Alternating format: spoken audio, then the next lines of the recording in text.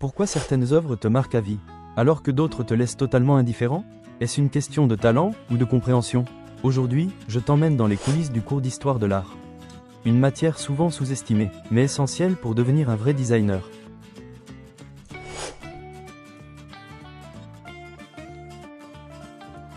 L'histoire de l'art, ce n'est pas apprendre des dates par cœur. C'est comprendre comment les artistes pensent, comment les styles évoluent, et surtout, comment les sociétés influencent la création. Quand tu étudies une œuvre comme la Joconde, tu n'apprends pas seulement à la reconnaître. Tu comprends une époque, une vision, une technique. Dans les classes d'arts appliquées au Maroc, les cours d'histoire de l'art sont vivants et interactifs. Le professeur ne fait pas que parler. Il raconte, il analyse, il compare. On observe des œuvres, on décrypte les couleurs, les formes, les symboles. Par exemple, comparer une œuvre classique avec une œuvre moderne te permet de comprendre l'évolution du regard artistique. Et surtout, on te pousse à donner ton avis.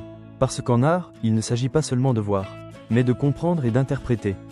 Si tu veux devenir designer, graphiste ou artiste, tu ne peux pas créer sans référence. L'histoire de l'art est ta bibliothèque visuelle. Elle t'aide à développer ton sens critique, enrichir ton imagination, éviter de copier sans comprendre. Un bon designer ne crée pas au hasard. Il s'inspire avec intelligence.